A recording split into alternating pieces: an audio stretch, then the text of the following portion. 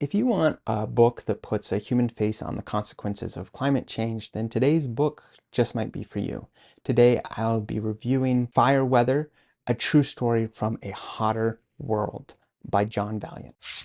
Welcome to Spencer Reads Everything. I'm your host, Spencer Duncan, and today I'm taking a look at another one of the finalists for the Pulitzer Prize in General Nonfiction, Fire Weather, A True Story from a Hotter World. This book provides a detailed account of a massive fire that took place in 2016 in what's called the Fort McMurray wildfire, because that was the town in which you saw the most consequences, and that's where it was centered around. And this fire actually forced over 88,000 people to evacuate, and it destroyed thousands of homes. And in this book, Vaillant meticulously tries to reconstruct all the events that led up to the fire, the inferno itself, the aftermath. He draws heavily on firsthand accounts from all the residents, the firefighters, scientists, and he just really tries to explore the broader context of this wildfire, examining their increasing frequency and the intensity in the face of climate change. And he tries to do this by really exploring the human and environmental factors that contributed to such a catastrophic event. This is actually, I think, the fourth book of John Vaillant. I have read, I think, three of them, and it follows a similar pattern in which he focuses on a very specific event. The other two that I read, one's Golden Spruce, where he looks at the chopping down of a really important spruce tree, and the tiger, which looked at the killing of a tiger that had been killing human beings. And all three of these are focused on one specific event, but then trying to give it a larger contextualization as to why these things would happen and what the consequences were of such a dramatic event. And this is one that's not just affected to a horrible wildfire that took place, but he ties it directly to climate change. And as we know, when it comes to events like this, you can't exactly draw a straight line. You can show how the frequency of such events are increasing with time, and that's exactly what he does in this book. And on top of that, the city, or the town, I guess, that he chooses to focus in on is a town that is heavily connected to the oil industry, and so it has a real problem with any ability to detach itself from the extraction of petroleum and the consequences of extracting fossil fuels. It's a very engaging story. One thing that Vaillant's really good at is he does very detailed research, and so he is able to just really use his narrative prowess. And I mean, it's on full display in this book, where he just transforms this really complex and often technical subject into a completely compelling and accessible story. And his ability to humanize the statistics and put a human face on all this scientific data, it makes the book not only informative, but also deeply moving.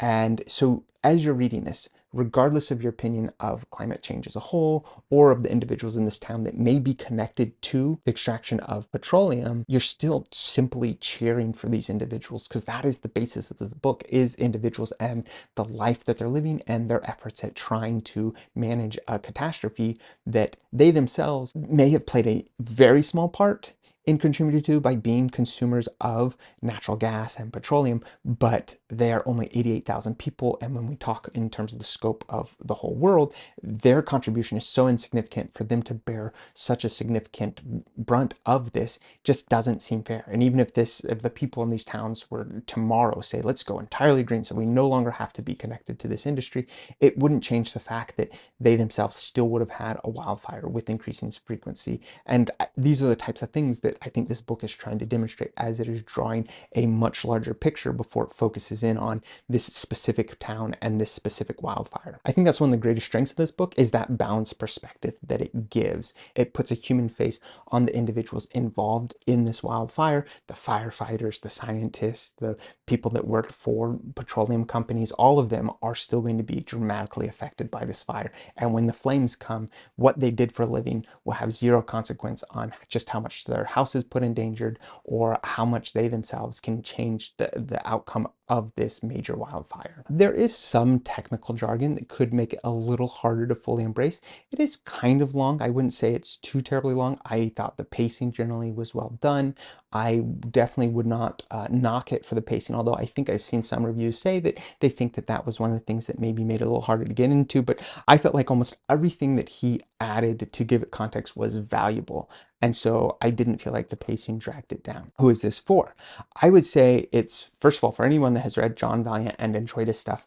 I think this is actually the best of his 3 books that I've read so far. I enjoyed the other 2, but I think this one's really good.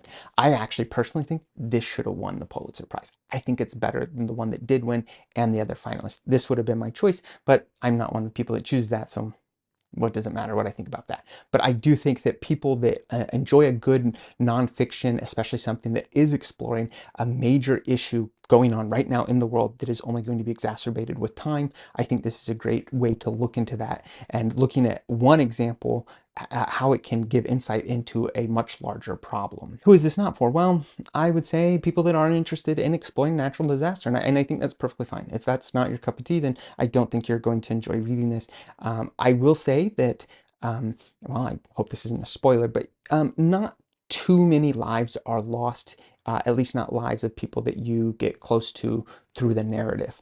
And I think that that is something that could put people off, but it is still a natural disaster. And a lot of people just are not going to be super interested in natural disaster books. I understand that. Obviously, his purpose isn't just to explore a single natural disaster. He is trying to show what happens when we have increasingly frequent natural disasters like this one. And I think that that is an incredibly valuable thing to do. And I think that he does a good job at doing that. But again, that just might not be for everyone. I'd love to hear what everyone else's thoughts are on this book. I'd like to know if you thought that this should have won for general nonfiction, or if you would like to promote a completely different book, or if you think it deserved to only make it to the finalist stage. Whatever your thoughts are, please let me know. Put those in the comments. Don't forget to like, subscribe, turn on those notifications, and until next time, keep those pages turning.